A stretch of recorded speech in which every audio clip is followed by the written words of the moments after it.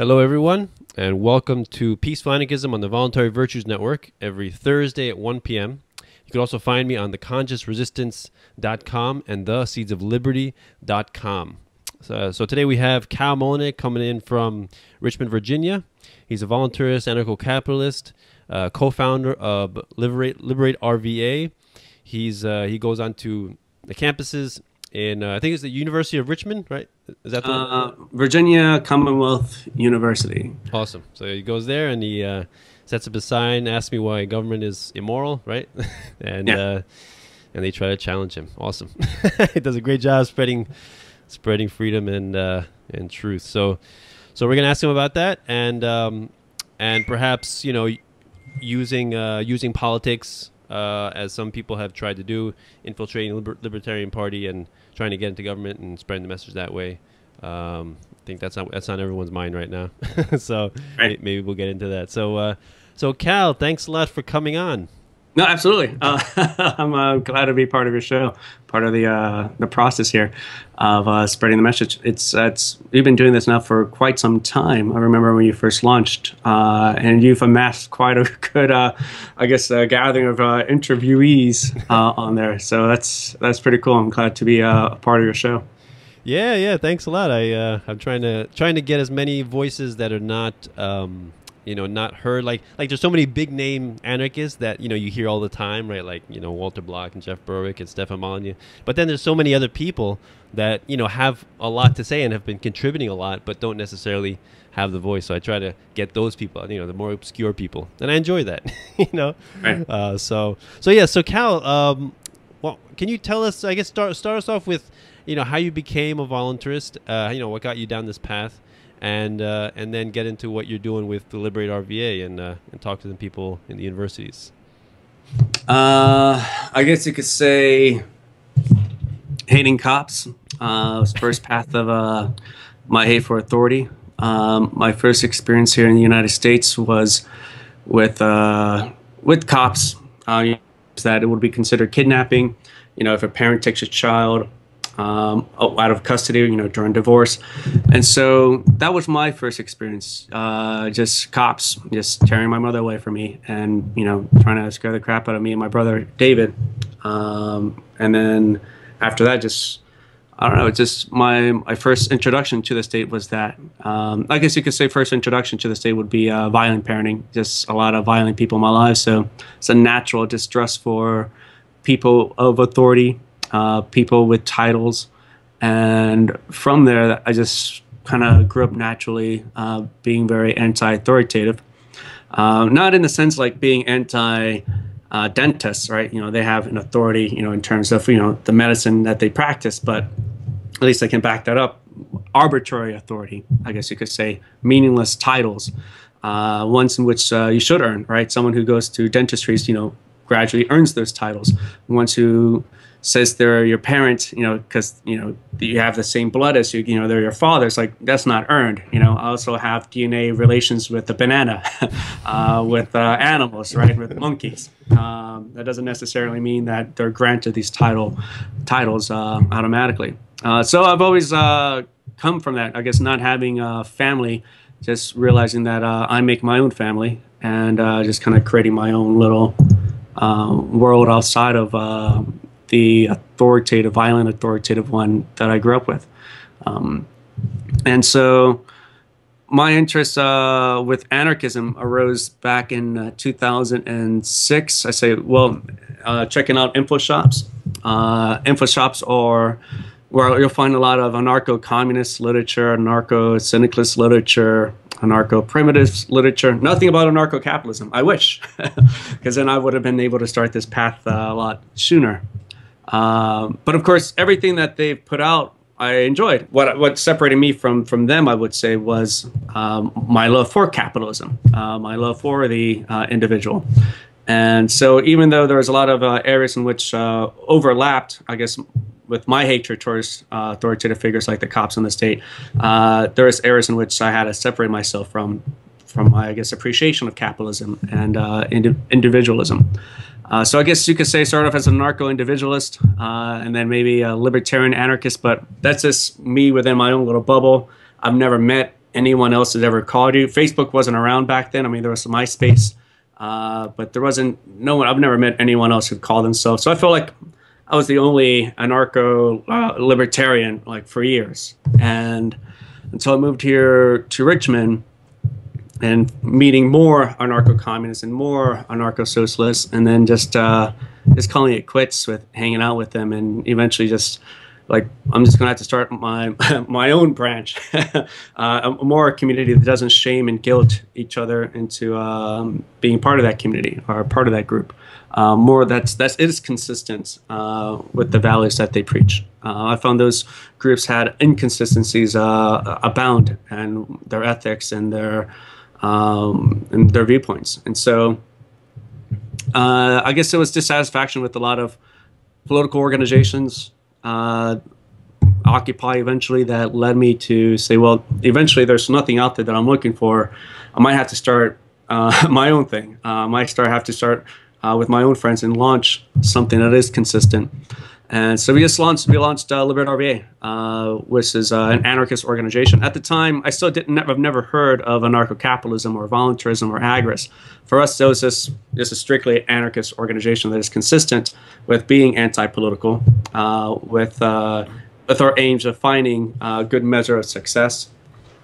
And it wasn't until that was launched in a couple months later, then on to anarcho-capitalism. I guess the term is a lot more consistent with anarcho-libertarian, which can be, of course, confused with the political party. And so, that's not, I guess, a marketing viewpoint. It's not something that sells, I would say, because then they'll think that you're trying to trick them into switching to a political side or to another political cult, which is, hard enough to tell someone who's a big fan of. It's like sports, right? You can't get someone who's for Redskins to be, to join the Ravens, and so vice versa with Republicanism and Democrats.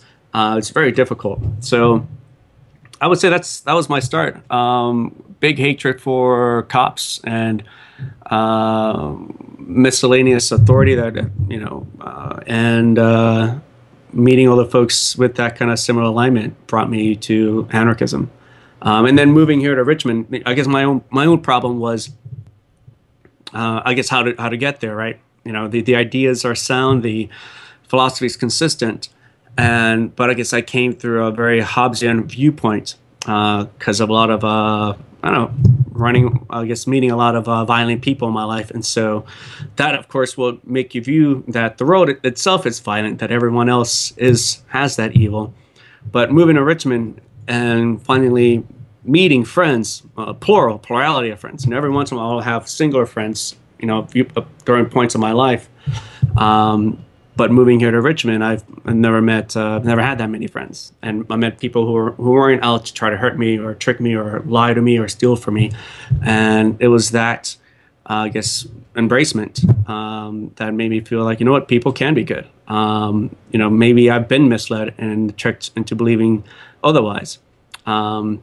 And of course, that's kind of what government tries to teach you, that your next door neighbor could be a secret Bin Laden supporter, or it could be ISIS over there and turn you to one another. And that's cultural hegemony, right? So I would say moving to Richmond, it's what brought me to anarchy, meeting nice, good, genuine, moral people, meeting friends. It's what brought me to anarchy, ultimately. Yeah, definitely. I mean, talking about anarcho-communists, they're an interesting bunch of people. They have, it seems like they're more associated with emotional appeals to to argument rather than logical, right. Logic and reason. And it's like, trying to make you feel guilty. Don't you feel guilty for that person who has little, the poor person, or don't you think you have too much how many things do you actually need, Right. And it's kind of unfortunate. It's like, I think I saw on the Liberate RVA, there was a meme. It's like $15 minimum wage because I don't understand economics. Right. And that's the group that I used to hang out with. I mean, not to say that you couldn't have conversation. I've had conversations, but their means of achieving the state are very inconsistent with what they profess. They say they're against political rulers, yet there are some that have no problem running for mayor, for example. There are some that have no problem using politics to achieve those ends, the same ends that every statist advocates for, regardless of their intent, right? The road to hell has been paved with good intentions, as they say, and that's where we are today because of that. And yeah, it's I found that it's not. I guess the information that they provide is just mostly based on emotional appeals, not so much on logical consistencies and reasoning or defining their terms. That's also been a big one. Defining their terms is something that they refuse to define.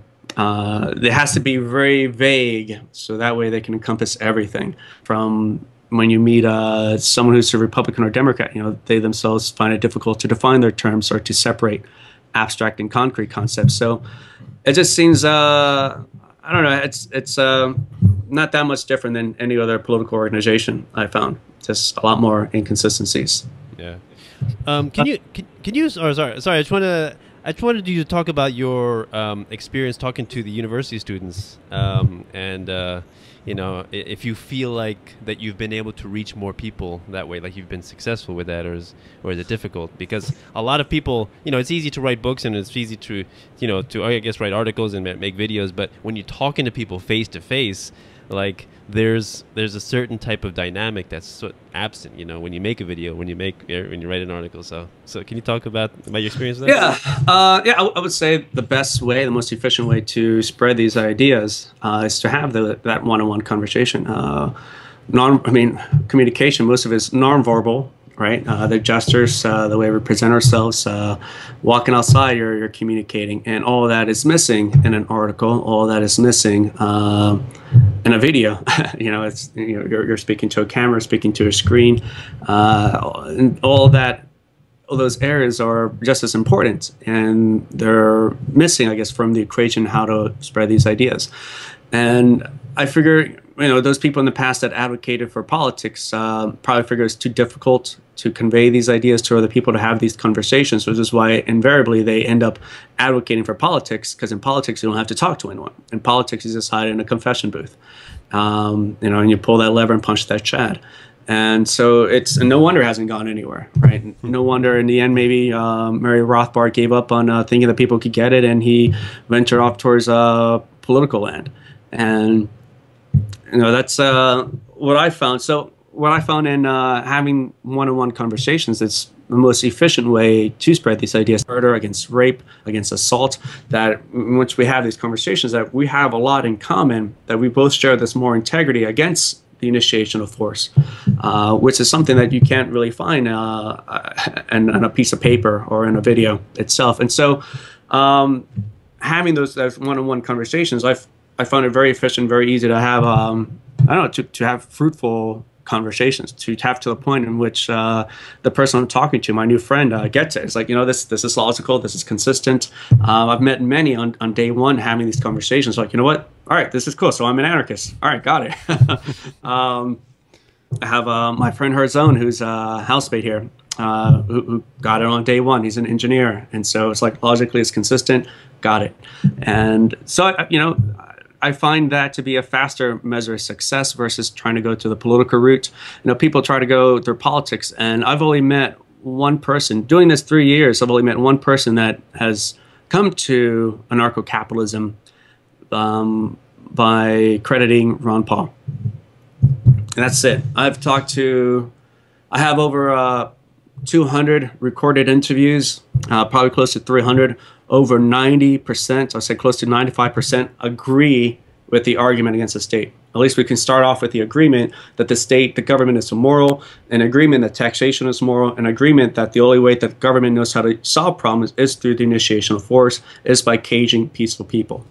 And I found that to be a faster measure of success and reaching out to new people about anarchism, and regardless of their background. Mostly the measure of success works. It's great with, I guess, the market that we target. It's Republicans, Democrats, socialists. So I would say a majority of the people here and who are part of Liberate RVA come from socialist backgrounds. And so I find that to be a lot faster and getting to where we want to go and having these one-on-one conversations versus the universities where, you know, the academia of socialism is spread through, right? I mean, you have your first 12 years to, you know, that kind of strips you and enslaves you on the culture hegemony, but then you have the academia, the intelligent class. These are your future bosses, your managers. These are the people who are going to make a lot of the rules for the community around you, who are going to dictate your future political rulers. And so this is the next level up, and for priesthood, I guess you can say, that they teach. And so right there at the very center of where socialism is deeply ingrained is where I find the best place to start to have these conversations. I mean, you can have these conversations anywhere, but at least, looking at efficiency, looking at a measure of success, the people I talk to there, the students, at least have time to verify the information, at least have time to check and verify the facts and evidence that's presented, versus, going to a busy intersection where people, don't have much time on their hands except, for lunch breaks and going back to work, and they have to drive back home through a rush hour, have to cook their meals, have to, do a lot of parenting roles. And so when do they have a moment to examine the factual evidence? I mean, I'm not saying all of them are like that, but I guess looking at efficiency, I find this is another adult population that I find it easier to convey these ideas, and the measure of success has been shown. I guess right now here in Richmond, off the top of my head, I could probably list up to 60, 75 ANCAPs here. We probably have over 100 already. We do like every summer, we do a measure of success, and I just kind of count down. So concentration of ANCAPs, largest amount here in Richmond you ever find than any other geographic region in the world. And I find that to be our greatest measure of success, that reaching out to one another, using our real voice, exercising our voice. Empathy is difficult to find in a video or in a book. And so one-on-one conversations, yeah, I find it to be. Otherwise, if that wasn't the case, if all I got, again, was just, fuck you, Kal, this, that was always repeatedly the responses. I put all the videos out there. Every single one I do, it's out there on YouTube. So there's some I think I kind of, look at it, it's like, well, that wasn't successful, but a majority of all the videos I ever do and record of the interviews are on YouTube, and you can see how successful those conversations go. And those conversations wouldn't have been able to reach without talking to my friends here in Richmond first, before venturing out to talk to my neighbors, like with like some of the other founders of Liberate RVA, just having these, just going back and forth with these questions like for months, and trying to figure out another way how to present the idea of anarchism that could be easy to be understood. So I have very much great appreciation for the strong bonds of friendship that I've made here, that we're patient enough to go through, and eventually, all right, that makes sense now. And then, finally I figure out a good formula, and then it's kind of like, again, if you enter, like any games has instruction and rules that the players have to agree to first, and then they agree to the consequences, and then they can play. Like in boxing, right? Let's agree that there's no punching below the waist, no ear biting Mike Tyson, and then we can box, right? and that's explicit consent, right? Into the consequences. And it's the same thing with having these conversations. You need to define your terms. That's very important. I find if I don't set it up, I mean, there are ways to go and have these conversations in any which way manner and still be successful. But I find the most efficient way to do it is to set up the conversation with the ask me how government is immoral, or just ask them those first three questions that I put out there. And finding out that we share these moral positions. Violence will be defined as placing a person in an involuntary position without their consent or choice. And those three questions are consistent. They're the same question, but at least there's three ways to phrase it in a way. It's like, are you sure? Are you sure? Are you sure? And then once we come to this agreement, then I could paint the brush of what is government, show them that it's nothing but a monopoly on the services that you and I want, in which we have no economic freedom to cancel or unsubscribe, nor do we have the economic freedom to compete entrepreneurially. And USPS is always the first example I use, because it's ones that most people go to. I mean, you have ABC, but USPS is not one that most people give much thought and consideration. and to realizing that, yeah, that is a violent monopoly. It's illegal and criminal for FedEx, UPS, and DHL to deliver pieces of paper. They can only deliver packages. And you can even find on their own website, on USPS, and when you check the about, they even call it a monopoly, and, you know, in their own terms. So yeah, I find having one-on-one conversation, exercising a real voice, right? Voting is trying to tell you that voting is a piece of paper is your voice, a chat is your voice, a lever behind a curtain is your voice. It's not your voice. It's another way knowing that using your voice, that your voice is very powerful, and it's the best weapon that we have against the state. And of course, obviously, the state, knowing that, would want to re-divert that attention towards the confession booth instead, in which you don't speak to anyone, in which, of course, you create this dialogue in which if you were to dare to talk about politics, you know, people say, you know, that's a personal opinion. You know, how, you know, we don't talk about politics. We don't talk about those issues. And the great thing about anarchy is that it's not a political position to begin with, right? So I could say, yeah, neither do I. I'm not here to talk about politics. Politics is the language of slaves. Politics is the language of telling people what they can and cannot do with their own body. How much should we steal from this person or that group of people? What should we restrict, you know, through legislation and laws? That's politics. And anarchy is only about the truth, about the fact. But that's about it. Generally, everyone else agrees when I have these conversations. And I would say up to now, after 3 years, I've, you know, putting it all together, I've probably spoken to at least 1,000 people. And that's what I've come. And I've have recorded empirical evidence to show a faster way and most efficient way to have these conversations. And I have them myself, like, practically every day. And so like I have my own little side business. So, you know, I speak to my clients and I just always have these conversations with them. So I would say on average, that's I probably speak to at least 5 to maybe 7 new people every week.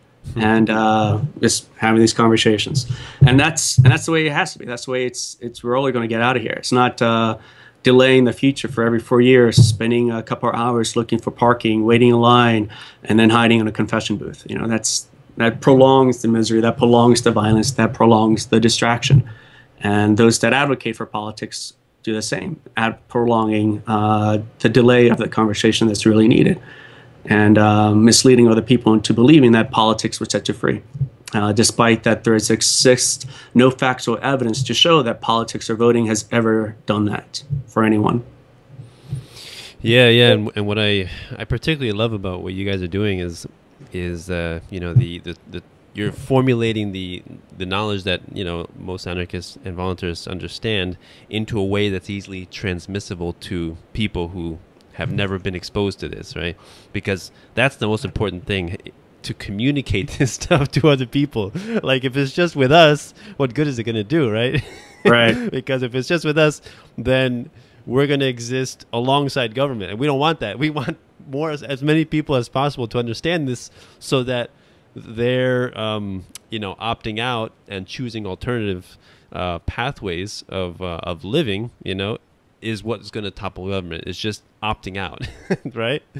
So that's what I really applaud with you guys, and I hope you know, I hope it would continue, and you know, that you would educate people and show people, you know, how easy it is to talk to people, and how, you know, when you hone this information, you know, it can be easily understood. I'm still working on that myself, so I applaud you. Yeah. We have there's other chapters now outside of Liberate RVA. The new ones have come out. There's a Liberate Baltimore now. There's a Liberate Orange County. I have a friend who looks like he's getting ready to start a Liberate Arkansas. Wait, Orange County in New York? California. Oh, shoot. Yeah. Damn it. All right. And they're just as excited to do this as well. And I'll be going to try out in the next couple of years to start visiting out a lot of these other chapters, and helping, you know, the efficiency of I guess their movements start fast too as well. Like, I'll be heading up to Baltimore probably this month or next month to do Spreading Anarchy there. We did one in DC with some of my Maryland friends, and you know, so they're getting ready, they're practicing, and that's kind of how we kind of have to proceed. That's the way we fight the matrix. It's not yelling at buildings. Yelling at the Fed is not going to make it disappear. Posters. Yeah. Right, right. Pulling levers is not going to make the state disappear. And, it's the idea that the war that the state started, it exists here in our heads, in our minds. That's where the war is, the war on philosophy, the war on words, the war on truth. And so knowing that that's kind of where it exists, that's where cultural hegemony gains control and enslaves the youth and everyone and those you love. That's kind of where we need to approach it. Politics doesn't do anything in reaching out towards those particular areas. It misleads you and distracts you again into believing that politics is still the way, government is still the way. Civil disobedience, for example, is another form of obedience, and the fact that you're still acknowledging there's still someone to obey, right? If my father was someone that was not kind and trying to have these conversations for him to understand peaceful parenting and still refuses, and and at some point you let that relationship go because it's still trying to be toxic and abusive, you're not acting in civil disobedience anymore, right? You just cut off that relationship. That's social ostracism. That's not civil disobedience, because it is, and you're saying that your father still has that control and power over you, some kind of authority. And civil disobedience does just that, acknowledges that the government is your parental figure, has that kind of role and authority over you. Protesting does the same effect. It's another way. The meaning behind protesting is to compromise, to find deals, to find ways in which we can compromise with government and return for some few freedoms in return. And of course, and not so much the government says, we don't compromise with terrorism. Well, yeah, let's at least universalize that to include also government, right? I don't want just some of my freedoms. I don't want just scraps of my freedoms. I want all of it returned, everything that was mine rightfully by birth. And protesting, again, is another failed form of activism. The largest groups of people who've tried that, was during Woodstock, hippie revolution. Millions of people all over the country doing those same kind of forms of activism, and had not achieved anything. Living your life shouldn't be an act of civil disobedience. It should just be living your life. And the performance, even though it goes against the state. I do that every day. I know there's a book out there that says technically everyone commits 3 felonies a day, so to speak. I break probably at least 10, 15, 20 laws every day. Proudly. So there's 2 forms of statism that you're fighting. It's not just the externality, of the abstract concepts. It's also the concrete ones, the internality one, the one of the ones that hold you back from speaking out, from saying the truth, from that prevents you from having the courage to go against the grain, to go against what's unpopular. And so, being anti-government sometimes can be popular, but being consistent tends sometimes to not be popular. So that's what I find to be the best way to do it, just to be very vocal, just to live your life, to be anarchy, right? Anarchy is a way of life. It's a way to continue to grow, continue to educate yourself. It doesn't stop once you understand the argument against the state. It's another way to realize your whole life has always been implanted in that matrix, and to keep unplugging a lot of the misinformation and the bad habits, bad rituals that have been ingrained in you. It's something that never ends. And so areas in which people realize that they've become anarchists, and sometimes maybe in the position that they work for the state, it's not about quitting your job either, or stop paying taxes altogether. Just taking the steps first to find a way to achieve those ends, maybe find a way to eventually work in the private market, to unplug yourself, maybe a year or 2, but the more and more community friends that you make, that transition will be easier. Eventually, you could get to the transition into not paying taxes here and there, and ultimately, that's our goal here with Liberate RVA. Eventually, to reach 10,000 people, and then 10,000 anarchists altogether, we can push the next phase, launch social ostracism day and stop paying taxes altogether, stop charging sales taxes, and start ostracizing the people who do commit the real violence in our community. And those are your police extortionists, your political rulers, I guess your IRS. You know, it's kind of like in the same way the biker and in that Waco incident recently with all those gangs being arrested, kidnapped by those cops. You know, there's a tattoo artist that says that people with the patch insignia of the police are not welcome in this establishment. And that's beautiful.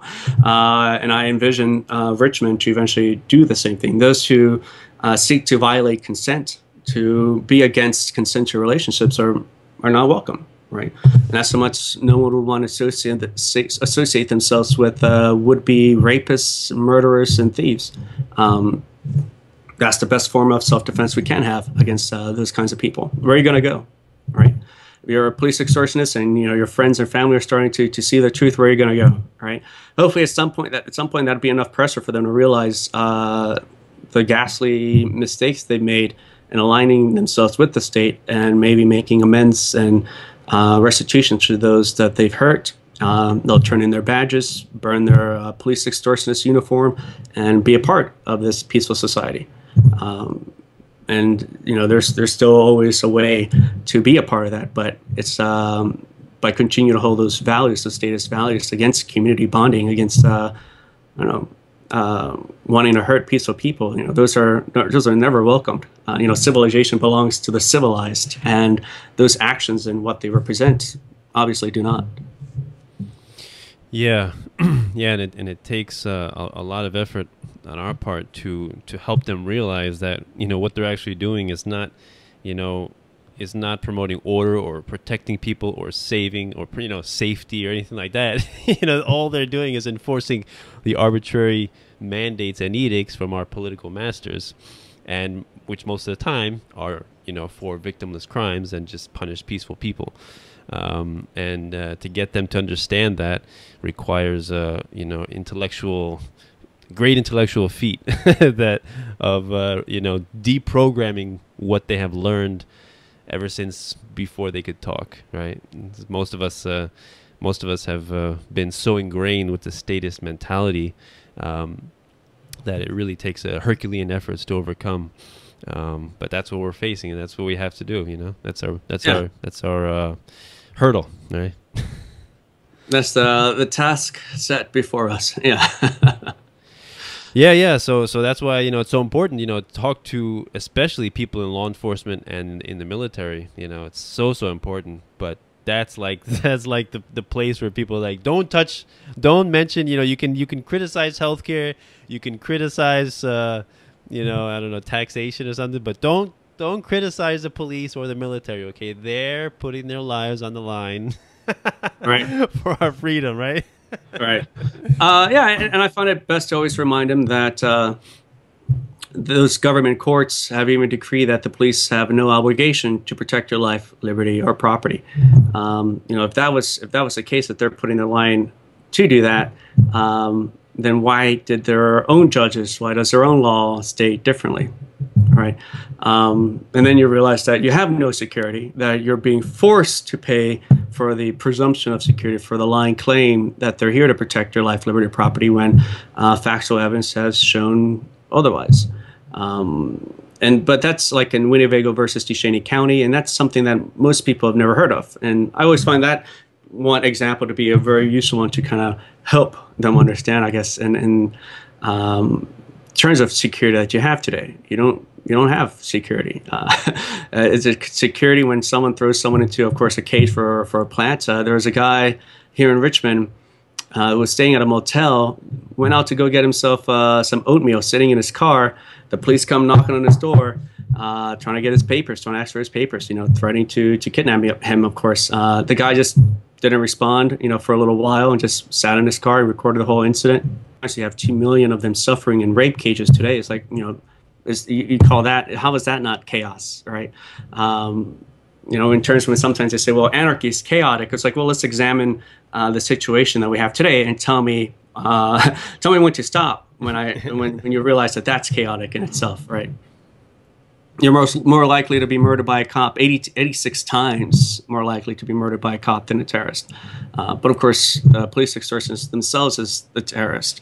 Now, I had this conversation with Panzer just a little bit, and it's the individual can leave the vocation, of course, can leave the title and the badge, and can redeem themselves, sure. But the vocation that is the title of a police extortionist is something that's to vilify. You can't really take back and say, well, maybe we can, because I don't know if anyone's ever said, the Gestapo are good people too, right? They're just, they're just misinformed. They have families to feed. They have families to feed. They got to educate their kids. Right. Yeah. Absolutely. Absolutely. No one ever says that. But the same kind of attitude needs to be shared with viewing what police extortionists do. They hurt peaceful people. That's their job. That's their vocation. First, of course, they need to rob your property in order to make the lying claim that they're there to protect it. Right. And when you have a lot of civil action forfeiture cases all across the United Tax Forms of America showing that millions and millions of dollars are stolen from peaceful people all the time, there's factual evidence to show that, that's the very same people. These are your warlords. When they say that, what if warlords were to take over? They already taken over. They're already here. And it's funny because Canada, trying to warn their own tax slaves that be careful when you enter the U.S. because their police extortionists will try to steal your money. And of course, the presumption is on you to prove to their government courts that it has nothing to do with illicit drugs or anything like that. So $100 to lawyer up. And they know that most people won't take that trip back to those courts. So, they bank on that and they make millions of robbing people, these road pirates, as Lysander Spooner will call it. And I guess that's why I focus first on USPS. It's a great example to show an example of what a government monopoly is, and then extrapolating that information. That's how all government monopolies work.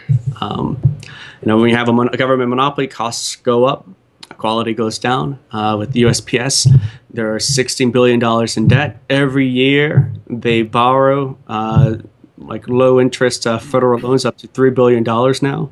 They make the claim that they're private, but you're not private when you're stealing loans that are extortion funded, right? Their solution in resolving long wait lines is removing the clocks, so you don't know how long you've been waiting. There's a lot of stories of postal workers just throwing the mail out because it's inconvenience. They don't have enough time to carry it out. Throwing in cut off Saturdays, and of course, that's my favorite one to attack, not just because Lysander Spooner attacked that one too, but I guess maybe it is. Maybe it's, that's the first one he vilified, and, it's one that should go down as well, especially when they have the Selective Service there, propaganda telling you that your children will be threatened with kidnapping, if they don't sign up at the age of 18, threatening your sons, that if they don't sign up to be slaughtered, they can face several years in a cage or up to, I believe, like $250,000 extortion fee, which, of course, if you don't pay, you're thrown right back into a cage. So that's not a pleasant, peaceful environment when you think about it in that regards. FedEx will never threaten your children. UPS will never threaten your children.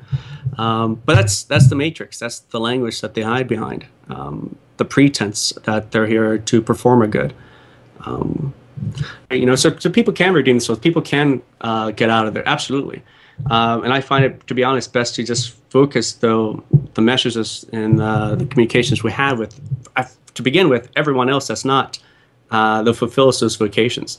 Everyone else that's not a police extortionist or a political ruler. They're the ones who need this information most. That it'll take forever. I guess you look at the efficiency and the use of your time. It's like, well, the time I could have had trying to talk to this cop or this political ruler or a communist, I could have better have spent talking to 10 other people.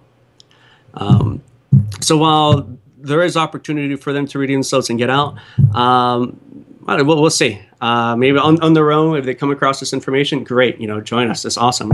Join the champions of real liberty against tyranny. But for me, I like to spend my time efficiently in reaching out to everyone else who does not fulfill the role of those violent sociopaths, and that's pretty much 99% of the population, right? That's everyone else. That's not a commie, a police extortionist, a political ruler. I will say also a minarchist. So that's what, 98%. And that's my market target range. When you look at this as marketing wise and trying to convey these messages. That's who I found to have the best interactions with. We're talking about real freedom. Yeah, I was having the conversation with a family member recently about the USPS, and actually, not everyone kind of understands that it's a government agency. Because I remember, one of my family members was saying, you know, how they just it's a difficult business or something. They said that. I'm like, it's not a business. Right. They're not making any profit. Okay, $16 billion. Like, what's the last private business that you know that can be in $16 billion of debt and continue to function and not make a profit? And also, I think they also have, don't they have like armed agents? Like, there's armed USPS agents, I think. I'm pretty sure. But yeah, USPS is like, it's like another appeal to antiquity. You know, it's like you know, that, and you know, and education. You know, all this stuff that's been going on for so long. People just don't understand that it would still exist, and also, you know, roads, and you know, it would still exist were it not for government, right? It's like government is like this magical entity that some people think they attribute things that individuals could not do, right? Because we have government, this magical entity. But no, you know, individuals make up government. Individuals do carry out everything in the name of government. It's just an idea, right? It's a mentality. It's a very destructive mentality, but it's just a mentality, right? So. Yeah, put the words government, and all of a sudden has this imposed with this magical properties. They could do no wrong. You know, it just, the only thing that's needed is a reform every once in a while when it fucks up and it doesn't work. Right? or more money, right? Yeah, more money. Yeah, throw more money at it. That's like Amtrak. Oh, well, I just needed more money. Or like the TSA. The way that they justify their expenditures increases is by saying, well, the reason why we couldn't stop this or do this is because we didn't have enough money. So that's, you know, the function of all these government agencies. They're not a real business, as you're saying. They cannot allocate resources efficiently. I mean, you have a government monopoly on those prices on the price market.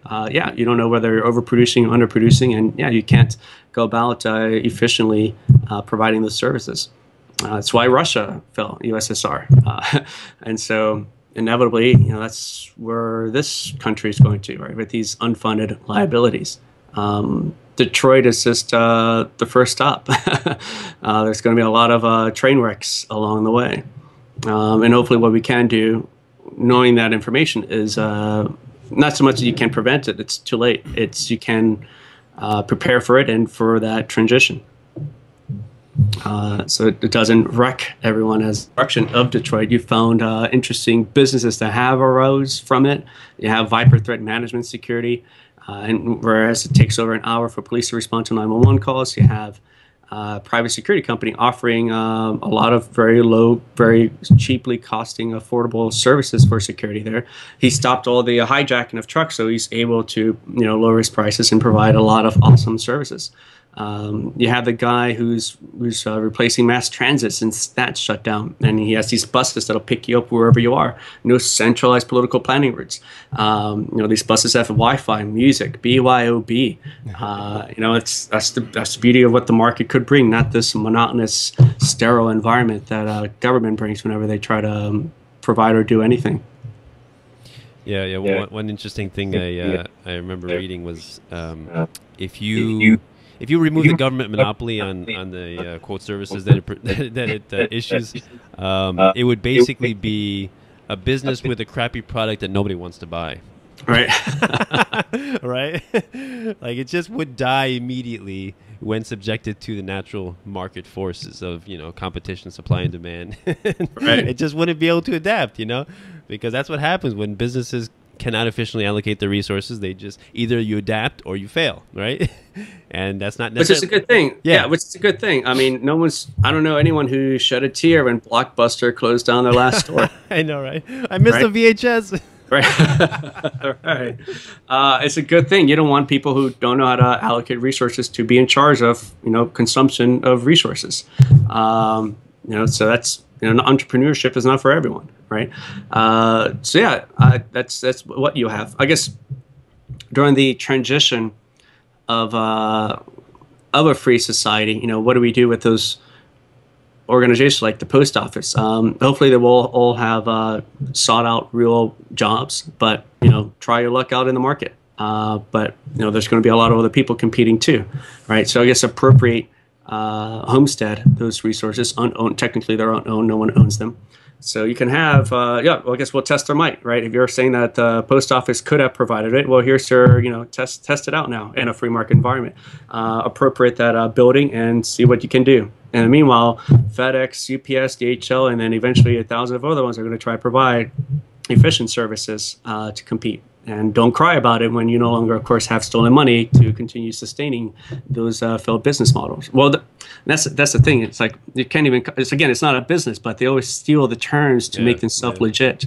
Like we thank you for they look at you like a customer, or like ABC, the monopoly in liquors here in Virginia. They look at you and they say, we appreciate your customer loyalty or something. It's like I can't go anywhere else. Right. Yeah. Thanks for choosing the mafia. Right. Yeah. All right. Yeah. There's nowhere else I can go. Yeah. Yeah. It's just it's really funny when people don't distinguish between like people have the same idea. Like if you're working at a government job or you're working at a private business job, they think they're the same. Like, well, it's just the same. You're working at a job and making money, you have a paycheck, right? Like they don't equate a difference. Like, but no, it's not the same. It's like teachers in public school, maybe they would still have skills that would be useful in private settings, but for now they're paid by extorted funds, right? And that's not. I don't consider that a job. It's like is the IRS agent, is that considered a job? Like going around and forcing extorting people, is that a job, right? They're welfare positions. Yeah. It's funny because a lot of people who are you find people who are in the libertarian party. It's like we're against welfare. It's like, well, no, be consistent, be universal. Those are welfare positions. Working for the government in any capacity are welfare positions. Being a politician, political ruler, those are welfare position. Ron Paul, when he's sitting on in his own political throne, that's a welfare position. It's funny, he has the little sign that says, don't steal, government hates it, but yourself are taking and receiving that stolen money for quite a number of years. So at least and I think the lack of consistency is why it hasn't made much headway towards a free society. People are making always trying to find excuses and justifications for why they continue to accept to stay in that status lifestyle. It's again, anarchy is a way of life to continue to reach a state of freedom, to feel free, in which you can sustain yourself, be in an area in which your actions are not harming other people, and that's a slow, steady progress. But that's something that lasts a lifetime. But I think that I found that those who have tried to advocate free society by being inconsistent is why it's taken forever to get there. Libertarian Party has been around since 1971. It's been around for decades. No measure of success. Here in Richmond, Virginia's tax reform, Virginia, their service, he got 6%. It's like, all right, at that rate, yeah, will surely die in tax slavery. Right. Yeah. And then, of course, worse the people who've they've reached out into agreeing that yes, all private property should be respected, right? Of course, the political code will say, well, except for this area, except for some of this stuff, some private property should be respected. It's like then you're no different than all the other political ideologies and demagogues out there. And I think that's the best way to get out of this best way to break the matrix. The government thrives on inconsistency, and it will continue as long as it can continue to trick you into compromising your own based on inconsistencies. Great, that's just the way of life, inconsistencies, and then people can't break out of that. At least if you're going to say you're against theft, be against all theft. If you're going to be saying that you respect private property, respect all private property. Not just some areas or when it suits you. Same thing with anarchy, right? If you're going to say that you're against political rulers, it's not sometimes with exceptions. It's not sometimes when I feel like I want to be a political ruler, right? what kind of message are you conveying then? That political rulers are bad and wrong, except if I'm your political ruler. Except for me. Yeah. You're advocating again the whole. You're advocating slavery. You're advocating that a slave master will set you free. All right, and people looking at that and seeing those inconsistencies will draw upon their own inconsistencies and justifications and excuses for their own lifestyle of statism that they live in as well. Fuck it. World is not moral and there's no integrity. Why should I have it too? And that's what you'll find when people try to advocate freedom through politics. And that's why politics has never, ever set anyone free. It's a distraction. It delays the opportunities we could have, and investing all that time and energy and money and commitment towards achieving real establishments of friendships with our own community, instead of just wasting it all into something that'll never bring about freedom. That's never shown no measurable success. Yeah. The meme with Boromir from Lord of the Rings. He said we're gonna use the state to end the state. Very, very clever. I love that. It's like I tell people that when people call me a right-wing nut or who are you listening to? Are you listening to who do they say? I don't know, Hannity or one of those people. It's like no, politics is violent. I'm not for violence, all right? It's for extorting people, right? It's based on theft and coercion, and that's not the principles that civilized society is based on, right? People don't, like you said, do you use force in your everyday life to solve your problems? It's a great way to talk to people. Do you use force? Would you use a gun to get what you want in life? And if you don't, then why do you vote for people to do it for you? Right. Yeah. You show them that the same thing is one and the same. You're the participation of that violence. You're passing the gun to the political ruler who passes off to the police extortionists to commit those very acts that you say that you're against. Right. And if that's the case, then don't be a coward. Hold the gun yourself and tell me if you can still pull the trigger if someone refuses to submit. Yeah. Right. And most people say, yeah, they wouldn't. They don't. I think, again, we've been misled into believing that we're all evil. Government has done a good job with their indoctrination camps into making you believe that. And, of course, they also advocate for violent parenting, right, in that there's corporal punishment. Found in about 13 tax farms states that allow it in their public indoctrination camps. They permit that sort of stuff. They allow parents to hit their children. They have to. That's how the government does that to the child's parents themselves, right? So they need if they want to live in this world, they need to understand who's in charge, to obey titles, to obey authority, to prepare them for being an adult slave themselves. That's... again, all facets of areas in which you kind of have to, if you want to attack the state, it's not just state violence, it's also the violence we do to each other, and especially the violence that's most importantly done to children. That's the first government that they face. That's the first state that they encounter. Is their own, authoritarian figures in their own lives with parents. Is that parent going to be a mentor to guide this child? People who own dogs, prize-winning dogs, don't even hit their dogs, knowing the negative detrimental effects. To breed, to raise a strong breed, it should have the same emphasis on children as well. Yeah. But again, it's information that's still new. And, a lot of this information that we do have, it's not one in which you can call, I guess personally, quickly judge people for it. Against everyone's born at come out of the matrix in different points and areas in their lives. It's what they do with that information that is important. How they receive it, how they, respond to it. What do they do then after that? Then there's errors to redeem themselves. There's errors in which even if your child's already grown, you still have friends who one day will have children and help end the cycle there, right? Help the other children have a life that maybe you didn't have, or maybe your child didn't have it yet, right? There's still time to make these bonds and connections. It's never too late for that. But it's, I guess, those who repeatedly refuse to let go that eventually you could judge, right? If it takes a year and they still hold on to the idea that, yeah, violence, it's a great way to solve problems. Yeah, you have to, even after giving all the information, the evidence, and the facts, they're rare few, but yeah, at that point, you can judge them appropriately, right?